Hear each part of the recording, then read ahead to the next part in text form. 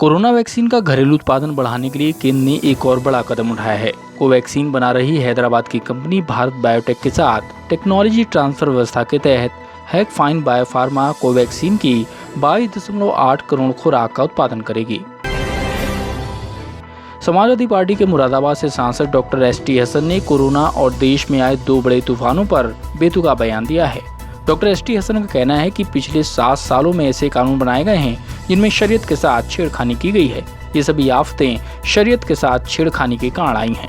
साथियां हुई हैं, चाहे ऐसे कानून बना दिए गए हों जिसमें शरीयत के अंदर मदाखलतें हुई हों, चाहे ऐसा कानून बना दिया गया हो जिसमें दुनिया के सबसे बड़े लोकतंत्र में पर्टिकुलरली एक कम्युनिटी को कह दिया गया कि उनको नागरिकता नहीं मिलेगी, यानी कि मुसलमान को नागरिकता नहीं मिलेगी, बाकी सबको मिल जाएगी।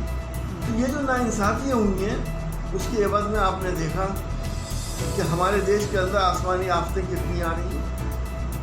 10-10 दिन में 2-2 तूफान आ गए। हमने देखा है कि कोरोना के अंदर गरीब आदमी का क्या हशर हुआ है। केंद्र सरकार द्वारा CBSE 12वीं की परीक्षा कैंसिल होने के बाद अब मध्य प्रदेश में 12वीं बोर्ड की परीक्षा रद्द कर दी गई है। मुख्यमंत्री शिवराज सिंह चौहान के साथ शिक्षा मंत्री इंदर सिंह परमार की बैठक के बाद बुधवार को यह निर्णय लिया गया।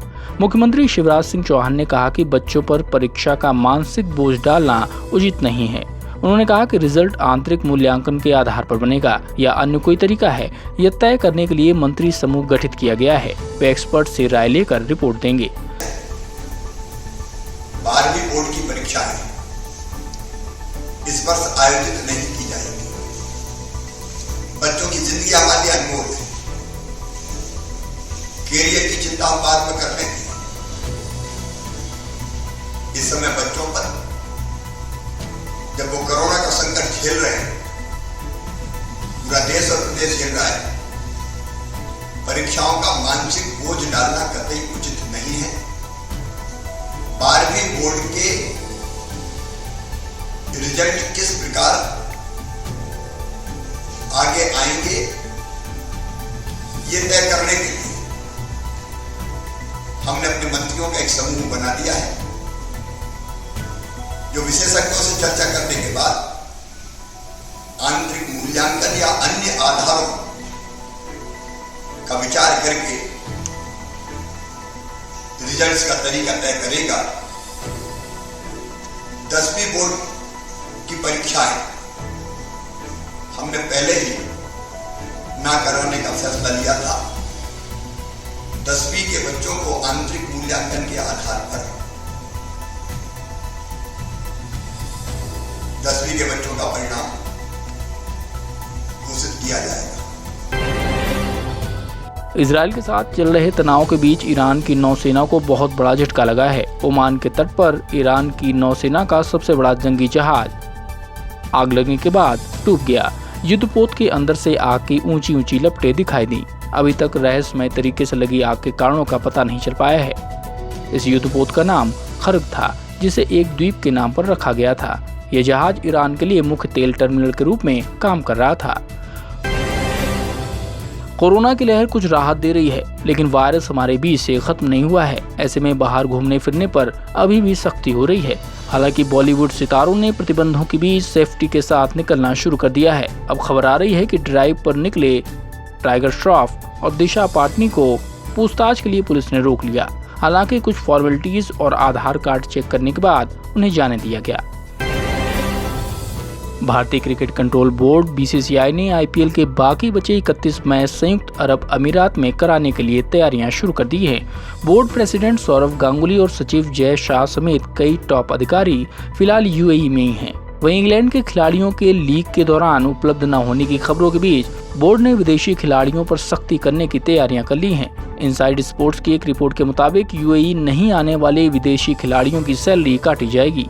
IPL फेज 2 18 से 19 सितंबर से शुरू हो सकता है। वहीं फाइनल 9 से 10 अक्टूबर को खेला जा सकता है। जूही चावला के साथ 2 अन्य याचिकाकर्ता वीरेश मलिक और टीना वाछानी ने एक याचिका में अदालत से कहा है कि वो सरकारी एजेंसियों को आदेश दें कि वो जांच कर पता लगाएं कि 5G स्वास्थ्य के लिए कितना सुरक्षित है। याचिकाकर्ताओं की मांग है कि इस जांच पर किसी भी निजी कंपनी व्यक्ति का प्रभाव न हो।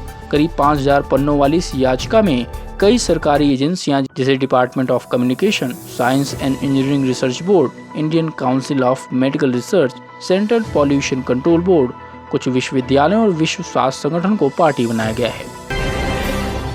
भारत के कोरोना वायरस वैक्सीन का निर्यात रोके जाने का खामियाजा भारत के पड़ोसी देशों श्रीलंका और बांग्लादेश को भुगतना पड़ रहा है। भारत से जल्द कोविशील्ड वैक्सीन नहीं मिलने के कारण अब इन दोनों ही देशों को चीन के दरवाजे पर जाना पड़ रहा है। चीनी ड्रैगन अब इस मजबूरी का फायदा उठाने में जुट गया है। भारत कोविशील्ड की एक डोज के लिए $5.5 ले रहा था, वहीं चीन अपने सिनोफार्म वैक्सीन की एक डोज के लिए $15 वसूल रहा है।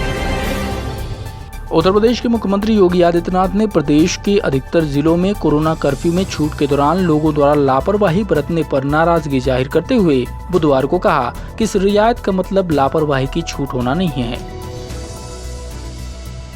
राज्य सरकार के एक प्रवक्ता ने यहां बताया कि मुख्यमंत्री ने टीम 9 की बैठक में कहा, कोरोना कर्फ्यू से छूट का आशय लापरवाही की छूट होना नहीं है। कई जिलों में लोगों के मास्क न लगाने, बाजारों में अनावश्यक भीड़, सामाजिक दूरी का पालन न करने जैसी जानकारी मिली है। यह स्थिति किसी के लिए भी अच्छी नहीं है। एक फ्रेंच रेस्टोरेंट में काम करने वाले शेफ लॉरेंट वियत का मेन्यू देखेंगे तो हैरान रह जाएंगे। दरअसल उनके मेन्यू में कीड़ों से बनी डिश भी शामिल है। वियत के मेन्यू कार्ड में प्रॉन सैलेड, पीले मिलवर्म, सब्जियों के साथ कुरकुरे कीड़े और चॉकलेट में तैयार टिड्डे हैं। वियत के डिश के बारे में लोग अब जानने लगे हैं। धीरे धीरे उनका काम मशहूर हो रहा है। कुछ उत्साहित लोगों को कीड़ों से बनी ये डिश खास पसंद आ रही है। अपने इस नए Heavy discount on all grocery items. Only on wildblossom.com. Fast? No, it's super fast.